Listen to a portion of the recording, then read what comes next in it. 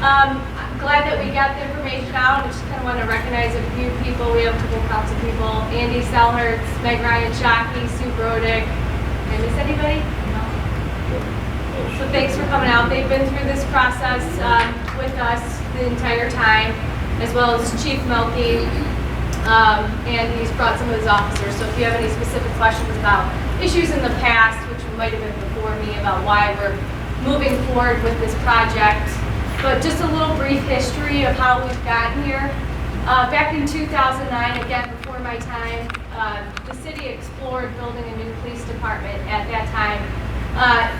If you go down to the current facility, you'll see that it's very outdated, but more than that, it doesn't fit all of our officers, and it was flooding a lot. So they would have sanitary come up. We've semi-fixed that issue. It still happens periodically.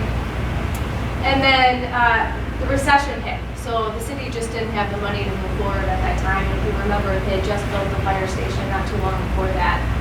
So after they explored a couple sites, that kind of got kiboshed. And then back in 2015, the city went out for a needs assessment again and to take a look at re-exploring this idea.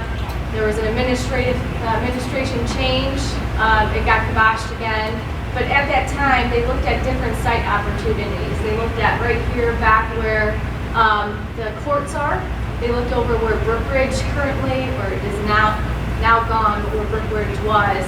And then they looked at doing an addition onto the current facility. So when we kind of resurrected this idea, we were in a good financial position after we knew everything with American Greetings, kind of digested what that feedback was and looked at what the best outcome for the city was, and we thought keeping it on our property made the most sense, and this particular spot worked, and we could fit the facility.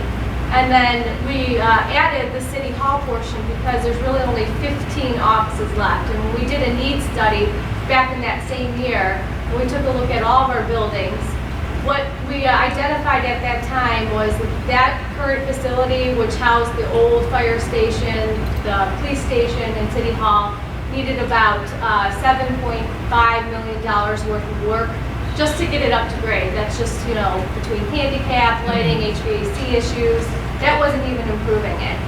So knowing that it hit that kind of break-even point where they're like, you know, you're probably better off building new at this point, because by the time that you fix all these things and then do an addition, you know, you might as well just build new. So we explored this option. We've gone through a whole process with this. We've picked an owner's rep, which is GPD. Jason is here to represent them. And then they helped us go through and pick an architect, which is Bowen, which will be primarily doing the presentation today. Robin will be doing the presentation. We have Alan from Bowen here, and Kyle, who's the primary designer. And then you have to pick a construction manager at risk, and they're the people that help with doing all the bidding for the contractors. And so Panzica was selected for that, and we have Chris here representing Panzica. So going through this entire process, you know, you see images here, so this is close, but it's not 100% to final. We're still kind of in design mode. But it's pretty close to where it's going to be. So we thought it's a really good time to get community feedback. Chief, did you want to add anything about police needs or that? It was one of the things we are not adding, but keeping from the old facility to the new facility is a jail. The jail in the new facility will be much smaller than what we currently have. We have a 20-bed facility now. We're only asking for a 10-bed facility. And I can tell you, these, just so everybody's clear, these three team members we have here, GPD is our engineering firm, the Bowen, our architect, and Panzica, our construction, they're on our side. We've hired them to protect the city's interests, and I think so far through the process, they've done an excellent job of that. That's my 2 cents. Thanks, Peter. Well, I'll kick it off with Robin going through the presentations, and then we'll get feedback or if there's any questions. At this point, we have a couple alternates, and I can recognize my Brookridge residents. We do have a firing range as an alternate. We don't know where that's going to go after costs.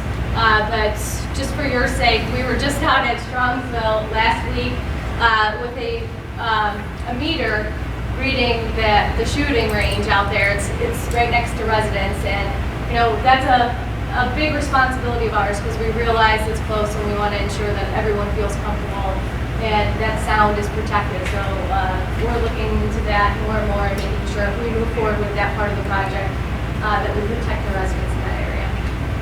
Thanks. Yeah. It's great to be here in person. It's great to see everyone's faces. My name is Robin Wolf. I'm with Bowen. I'm the project manager. I'm also an architect.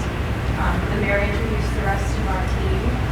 So I'm going to run you through tonight just a brief overview of the project, how it sits on the site.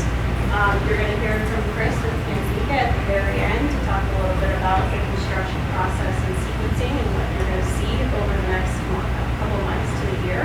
And then we'll let you ask questions, take comments. Excited to see everyone here tonight. So you probably recognize the site. This is the existing site as it sits today. So Memphis is down here on the south side. This is the existing recreation center, all of the parking around it, the baseball fields. Hey, Robin, can you speak up a little bit louder? Sorry. And face this way. Use your head. I think I'm in school again. Alan's my boss. That's not fine. It's gonna stay all here. We're not on Zoom anymore. Yeah. You can't just hit the volume button.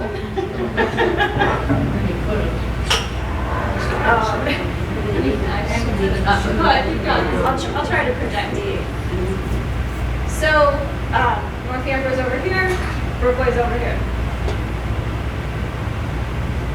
This is the proposed new site. So you can see, reoriented Memphis is still down here. We'll maintain the existing entry drive. The rec center will stay. Part of our site improvements. Yes. Oh, you know, I play viola for a reason. I'm always singing. If I sing, you'll fire me. All right. So, in addition to the new building, the new city hall and police station, we're going to add some site improvements as well. You can see that the new building is going to step on the large parking lot to the west of the rec center. So one of the first phases of the project is to add a new parking lot down here in the southeast corner to make up for that lost rec center parking. So it will serve the rec center. It will also give you some access to the city center as well. We're also going to look at reworking the drop-off lane in front of the rec center so that it's a drop-off lane with a bypass and two-way traffic to make it easier during your tournaments, after-school programs, or anytime there's something going on there. So we'll still have some more public parking that sits between the two buildings, and a potential lot here up on the north side of the site that's also accessible to the public. Now you don't see it, it's not drawn on here, but the one baseball field will remain. We will be able to keep that. The other one goes away because of the potential parking lot, and then a stormwater detention basin that we have to provide to per code for the site. So the new building itself, so the main entry to the building is right here on the east side. It's going to have, we're looking at a new plaza design in it that could work as public space. The program includes a community room down here on the first floor in the corner that will serve City Hall and potentially the community as well for different programs. The main entrance will bring into a lobby, and this two-story space here, this is the only section that's a two-story, are all the City Hall functions. So the mayor's office, the building department, and the other city administrative functions that you have, and including some offices for your city council members and several meeting rooms. So there's a second entry to the building that is the police station entry. Because of the different hours of use, the police have a 24/7 lobby. You'll be able to get in there all the time. And City Hall is 8 to 5, 8 to 4. but there will be an internal connection between the two lobbies. And then off of the main lobby for the police station, you will have access to the records clerk and the dispatch phone and all of the other functions that you have access to now. So the rest of the police station falls in this single-story area, including the jail and the animal control facility, which is moving over to this building from down the street. We also have an enclosed parking garage for the police fleet vehicles, so all of their marked cruisers will park in the garage. We find up here in this climate, that's one of the best ways to protect those community assets, and as well as help with response times during the winter and things like that. And then the mayor also mentioned the firing range, which is this rectangle here to the north. As she mentioned, that's an alternate. We are vetting out its costs as well as its sound. We visited a range last Friday, and we're planning to go to a couple more to make sure that we provide the right sound attenuation within that space, so it doesn't sound like you have an action movie in your backyard. So also part of this project, we have landscaping throughout the site. You can see here, this is all of the green here represents grass. We have kind of buffer plantings proposed around the new parking area to help screen cars from Memphis, around this new parking area as well. And we have a very heavy, dense screening plantings that will go along this border between our site and the Brookway residents' backyards. It's very important to us to screen sound, to screen sight with those plantings, so that you don't feel like you just lost part of your backyard in the views. Because I know right now, if you live there and you look out onto a nice green field, we're going to keep the green. And then this over here, this is our preliminary plaza design. We are still working through that. The general shapes will look the same. I mentioned an outdoor event space next to the community room down in that corner. It'll also lead you to the main entry of City Hall and the police station as well.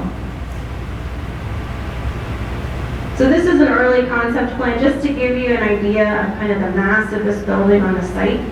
So you have a bit of a bird's eye view here. And you can see this is the rec center that exists as is. And then this is the mass of our new building. So it's a little, I think, it's about the same height as the rec center. So it's about the same height as the rec center on the two-story area, which fronts Memphis, and then the rest of it is a single story. Now this is an early concept. We've tweaked it and changed it, but the general idea is still there. So part of our process too has been to look at the building materials and a proposed palette that will start with the city center, but really set the tone for future buildings that get built near it and across the street. It's a pretty neutral palette, made primarily of brick, cast stone, and glass, metal framing. You can see the representations up here on the screen, but we also have some of the proposed samples up here on this front table. So I encourage you after we're done to come up and touch them and feel them and take a look at them, because the pictures are great, but they really don't show you what these materials, the texture, and what they'll feel like. And so lastly, this is the rendering that's right behind me. This is looking at our east elevation, which is our main entry to the building. So this is that little parking area you saw to the west of the main drive. This is the main entry to City Hall. And this curtain wall here, this glass looks into the main lobby, which is a two-story space, which is a proper entry into a civic building.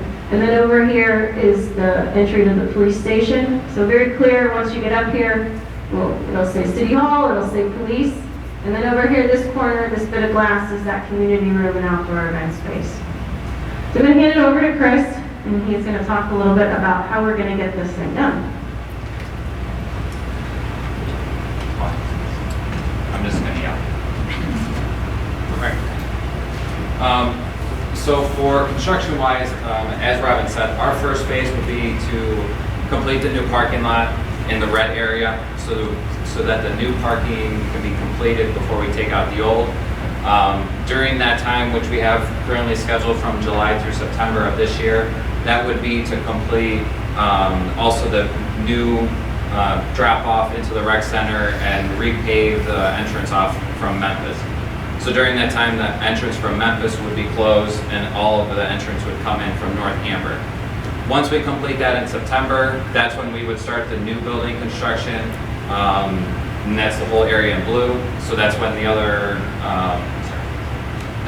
baseball field or the baseball field would be closed. And we'd have temporary fencing around those areas. Throughout construction, we'll have temporary fencing up. We'll be maintaining the streets for any kind of dust or debris.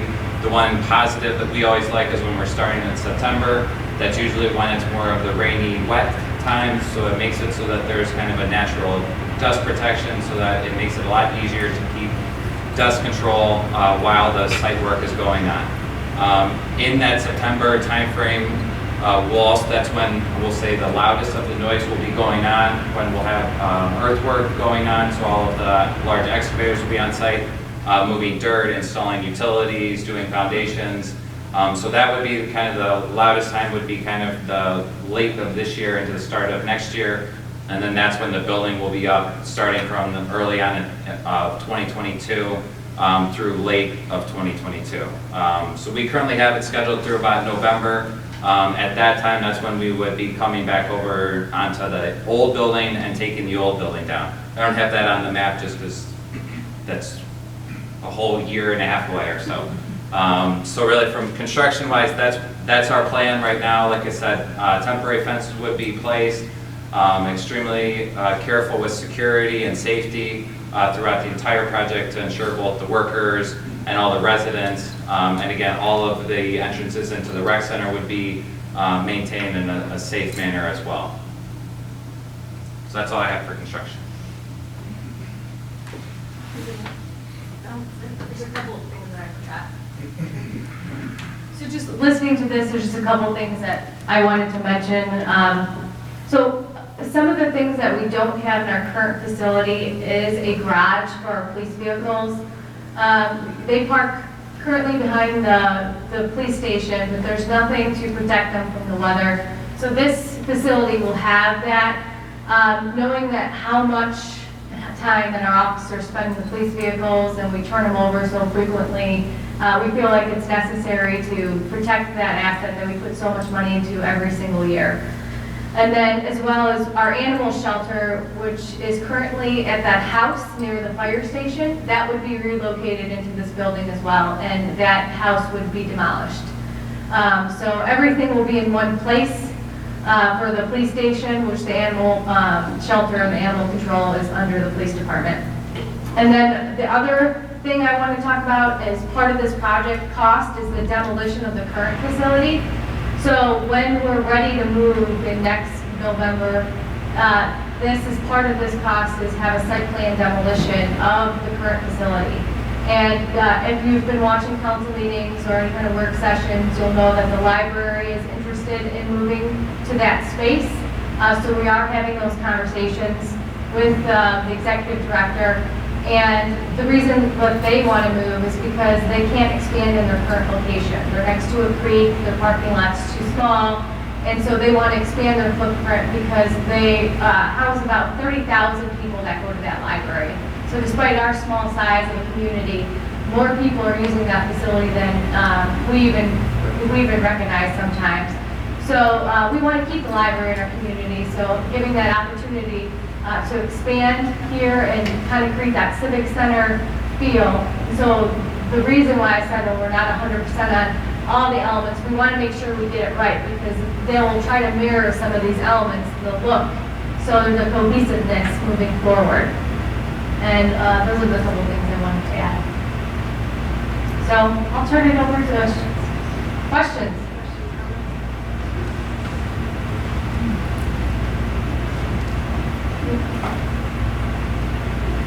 It looks nice, question though, versus you have a lot of glass up there.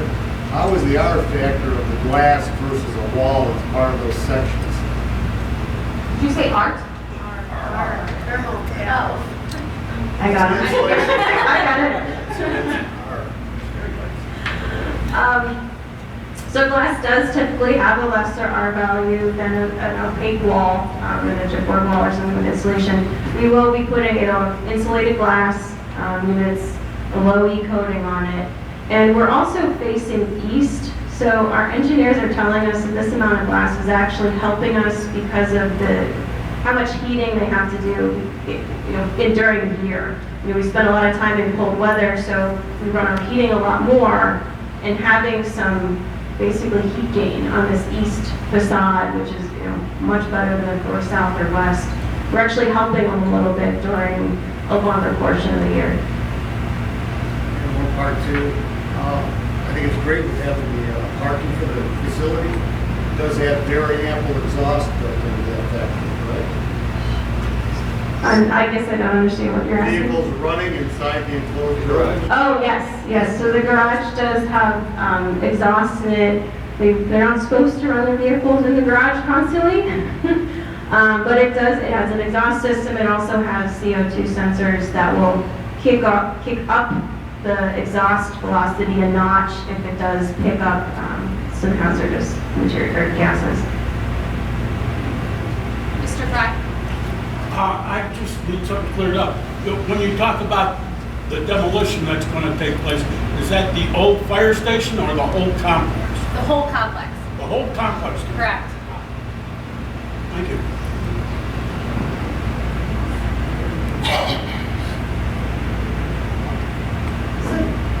So this building, the roof is flat. Are we incorporating any solar capability with this roof to kind of take advantage of that flatness and exposure to the sun? That hasn't been in the program thus far. Part of it is budget considerations. Well, and I'll tell you, we have that ability with the current solar farm, but CEI and CPP are in court right now, so we're trying to let that case finalize.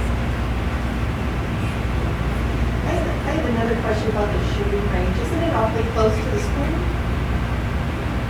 To the school? Say Thomas More? So the firing range itself, it does sit back towards the side. I know where you're talking about back here, St. Thomas More. It's just police only. It's for their training. So it's not open to the public. I think it's important to point out the concerns of sound and not safety. I mean, it will be a completely self-contained and safe environment. Katie, are we getting any electricity from the solar farm into current facilities? No. That's still part of that litigation? We never took the energy. We get rent. Right. So we're not using that. We ran the cost analysis at that particular time. We felt like it wasn't in our best interest to pursue it. Things change with presidents, things change with rebates. So we'll continue to look at it.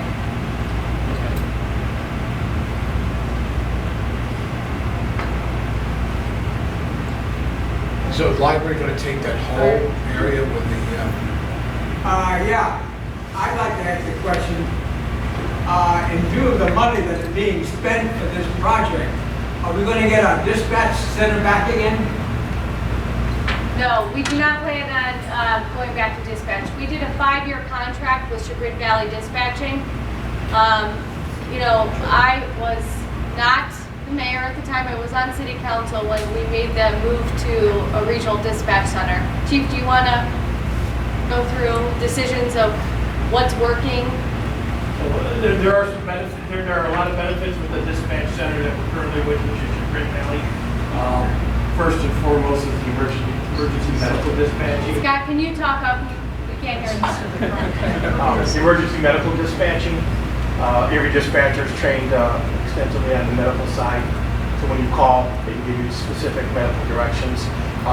We've also had the benefit of having the ability to call out a dispatch truck if we need to. We did use this out in Berea during a regional dispatch. From the regional dispatch during the regional SWAT team situation. We've got a lot of different benefits. Dispatching itself requires a lot of training, a lot of continuity, or continuous training for these dispatchers. We were kind of falling behind at that point with our dispatching back then. I think we're now to a point where we have professional dispatchers that are constantly being trained, constantly being kept up on the latest and greatest technologies. Our dispatch center, I think, is probably the preeminent one in Iowa County right now. I think they're up to 27 or 28 communities. Other communities are recognizing that and jumping on it. So our dispatchers are out in Brecksville. They're trained not only on Brooklyn but other cities, and it kind of standardizes the response time, whether it's through the fire department or police department. So it's still a work in progress. Overall, regional dispatch in this area is young, and it's something that the communities are working through. So I can tell you we were one of the first ones on board with Parma, recognized some needs that weren't being met, moved over to Chagrin Valley with the mayor, and we're still working through it. I think we got a great team over in Chagrin Valley side that provides that support, and they're very responsive. So, any other questions on that? I have another question for you, Chief. Yesterday afternoon, I stopped in and I left a note for you. Mr. Brown, got it. Okay. Yes. Are we taking prisoners from other cities? Is that the essence of your question? Yeah. Not at this point, so we're not planning that. So we have, in my past tenure and since I've been here, taken prisoners for other cities as a favor on occasion, because whether they were full or they had something, but that's not a business model that we're going for. So. You know, the point is that every time a community opens up a project like this, and with the considerable expense involved as well, somehow it gives them this idea of expansion. And my thought was, is the city of Brooklyn going to go into the business of housing inmates from other communities? And that was my question to the chief. Not at this time. Okay. You had a question, I'm sorry. Yeah, I was curious if the library's going to take that whole area. So we haven't worked out specifics yet. At this point, what the library would do is use the rest of this year to have a public outreach, see what residents in this community feel like they need to be seen added to the building. If you go through libraries throughout the county, they each kind of have little different things that they can offer. And so they want to see where this community feels like that added benefit would be. And then they'll do kind of a footprint, but it would in large part look like the footprint that you see currently. Probably a little closer to the street, but that size building, maybe a little bit bigger. Significant increase. Yeah. It's good. The nice mature trees that line our backyards on Brookway, are they gonna stay or are you guys gonna cut them down? So those trees are slated for removal. So we had our landscape architect out there assessing the quality of them. Some of them are not great, they're near the end of the life.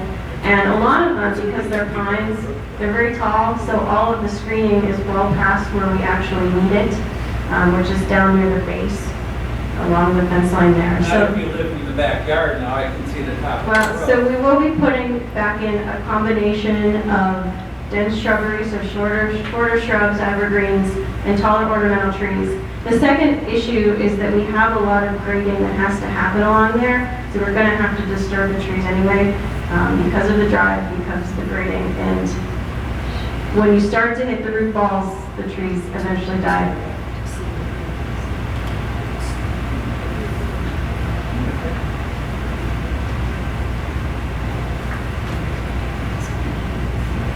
Any other questions, comments?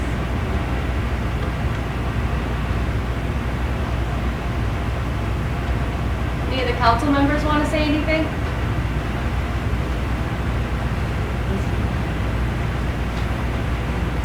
Chief, are you got ready? two more.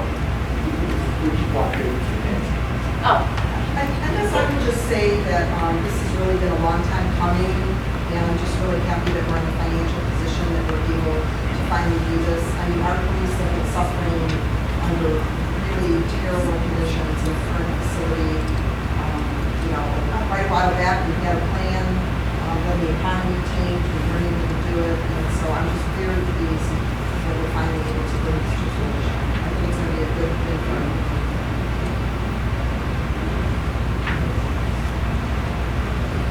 Mr. Tansky, do you want to? Yeah, I just got a quick question. I brought this up before because the residents on that street next to that police station have gotten some, I don't know if you want to say complaints or talk about it. And I brought this up before. Is there any way of moving that drive east, away from that wooded area? Is there any way of moving the whole thing more that way so you have more room without knocking all those trees down? If we do that, then we lose all the parking between the two buildings, and we lose, I mean, we would basically be redoing the site, lose a lot of public parking. Because the biggest concern I think from the residents is keeping them divided from the police station and the city hall, having a big building in their backyard. They move in there and have a big building in the backyard, they have woods and they have a field. So some way to segregate, I guess you'd say, from that building, that complex, versus their woods and their houses. So, We are in current, I mean, they are in current meeting our zoning code as it reads today. There was no variances on the distance from the property line to the driveway. So they're not asking for any kind of special treatment on the proximity. I think it's important to point out that we're not just removing, we're also replacing. And why don't you talk a little bit about, it's a pretty extensive landscaping plan along that side of the site. So we completely understand the need for that buffer. And that is a part of the design. So instead of it just being kind of arbitrary and natural, you know, the way that it is, and these trees have now become so mature that like Robin said, you know, some of them may not even last too much longer. But certainly the plan is to replace with nice landscape. Yeah, I did not include the planting pictures here, but I believe you've been putting all of these up on board docs, right? So the planning commission meeting that we were at, I don't remember the date. You should be able to access pictures of those. You know, we are trying to do our best to make sure that this is a point of pride for you in your community. And yes, it is going to be a change for the residents there, but it's going to be a good change. What guarantee, like the bocce ball, I see 2 trees are dead there. You know, it was beautiful when you planted it. When are you going to replace those? In my backyard, when 10% of the trees die, are they going to be replaced? Well, I'll tell you, trees were ordered for back here, but you can only plant during certain times a year. Mm-hmm. So if they were done in backyard, yeah, you know. I understand. I mean, And I'm for the project, but we need a bigger buffer. We need something. Now my heating bill's going to go up because in the winter we don't get the sun into our windows because of all those nice trees that you're going to cut down. Come over to my backyard, I'll show you.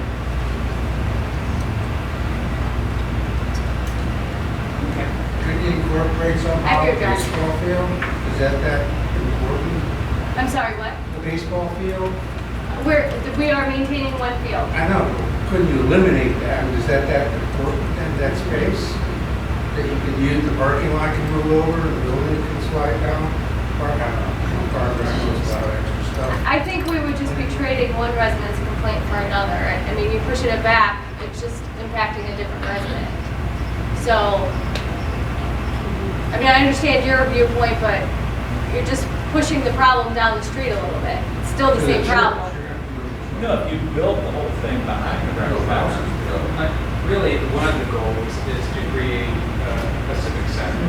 So the reason it's on Memphis is to create a streetscape for what's going to happen on the other side. So you really don't want to hide the facility center. But I'd like to take pictures now of my backyard in a year from now. And then have real estate guys say how much value in my house I'm moving in because of this backyard.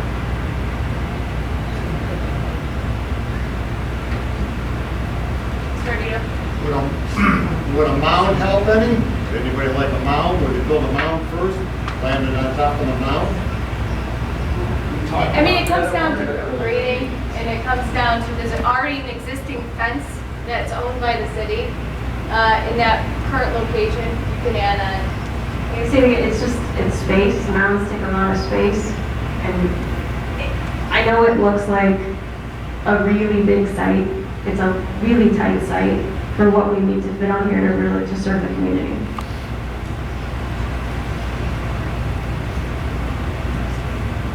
Is this going to be financed by a series of notes that are due periodically? Yeah, we are taking out debt for this, correct, but we do have a healthy general fund and we have a plan to pay back, but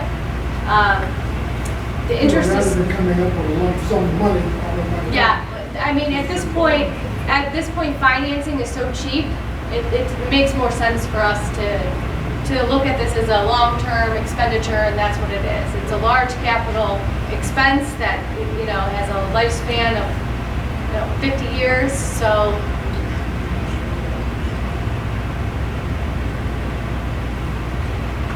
What about the memorials in the big plane?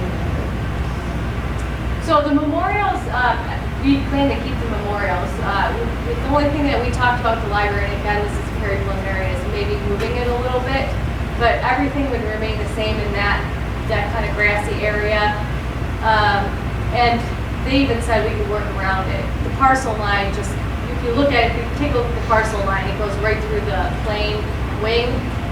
But, I mean, we can work that out. It's not something I'm concerned about. We plan on maintaining memorials.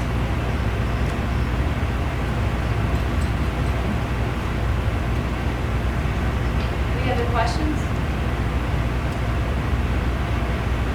Well, I mean, I'd welcome you to come up and take a closer look at things or the materials, or if you don't want to ask the question out loud, come on up and ask me or somebody from the police department.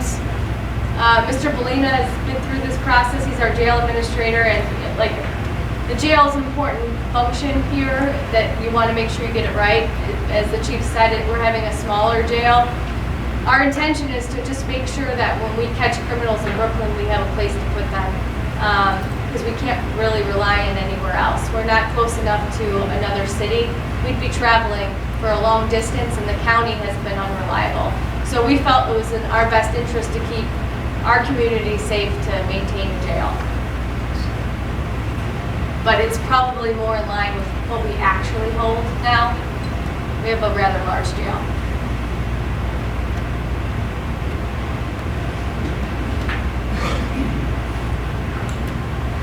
Okay, well, thank you for coming out. I mean, again, come on up, and if you have any questions for me or any of the members here or the police department. I feel like I need to play music. Yeah.